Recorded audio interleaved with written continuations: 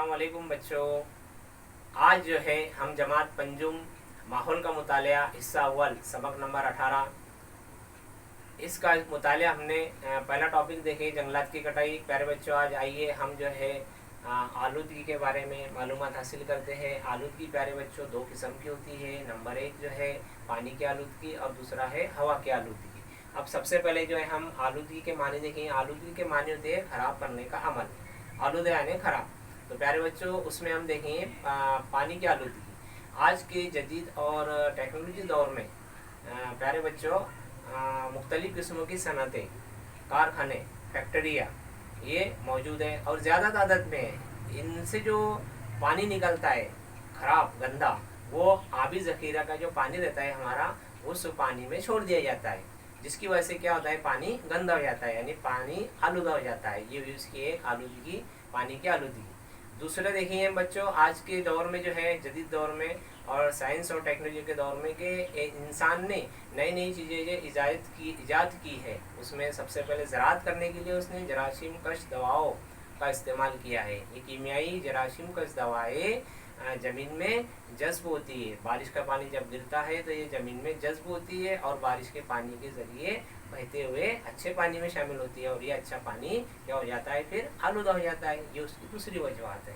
तो प्यारे बच्चों, पानी आलूदा ना हो इसके लिए हमने क्या करना चाहिए? जो गंदा पानी निकल रहा है, ख़राब पानी जो निकलता है आलूदा, उसे उसका इंतज़ाम अलग करना चाहिए ताकि अच्छे पानी में वो ना मिले, जिससे हमको नुकसान पहुँचता है। कि नुकसान क्या होगा कि फिर हैवानात के लिए पानी नहीं रहेगा तो उसमें बास बू आएंगी, बदबू आएंगी। हम जो है पानी का सही इस्तेमाल नहीं करें तो ये वह हमारा पानी की आलूदगी। आइए हम दूसरा टॉपिक देखते हैं, हवा की आलूदगी। प्यारे बच्चों, हवा की आलूदगी जो है, जो कारखाने, फैक्ट्रियाँ, सनतें हैं, इसके ज़रिए जो धुआं निकलता है ये ख़राब धुआं होता है और ये धुआं जो है ईंधन की शक्लों में होता है ना।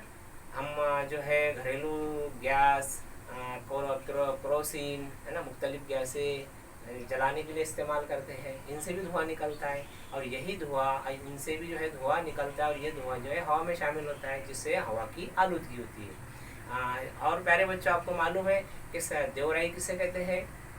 देवराई उसे कहते हैं कि जंगल में भगवान की हिफाजत के लिए जंगल बनाए जाते हैं। देवराई किसे कहते हैं? जंगल में भगवान की हिफाजत के लिए जंगल बनाए जाते हैं, उनको तोड़ने का किसी को हक नहीं देता है, ये कानून बना दिया गया है। तो ऐसे इलाकों को जो है देवराई कहते हैं। हमारे महाराष्ट्र में और मध्य प्रदेश में देवराई के इलाके पाए जाते हैं।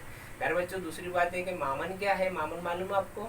मामन उससे कहते हैं कि मखसूस इलाकों में हैवानात और नबातात की हिफाजत के लिए जो जंगल बनाए जाते हैं, ऐसे महफूज इलाकों को मामन कहते हैं। आया बच्चों बात समझ में आई?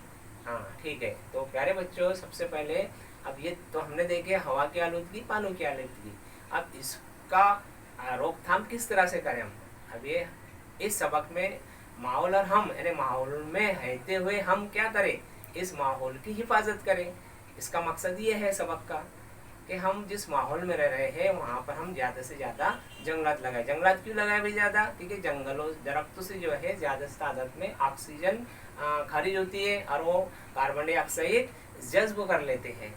कि इंसान को जिंदा रहने के लिए हवा, पानी और ग़िज़ा की ज़रूरत होती है। तो उसमें सबसे जो अहमियत वाली चीज़ है वो है हवा। अब हवा जो है ऑक्सीजन हम लेते हैं और कार्बन डाइऑक्साइड बाहर खारिज करते हैं। तो इसके लिए दरख्त जो है वो ऑक्सीजन बाहर खारिज कर दे और कार्बन डाइऑक्साइड जहरीली गैस जो है जज्ब कर डालते हैं। इसके लिए हमने माहौल की हिफाजत करना चाहिए और सबको इसकी अहमियत भी बताना चाहिए। तो प्यारे बच्चों, आज जितनी भी आपने मालूमात हासिल की मुझसे, उसको अपने बयान में लिखिए और अपने टीचर को बताइए। खुदा हाफिज़, अस्सलाम वालेकुम।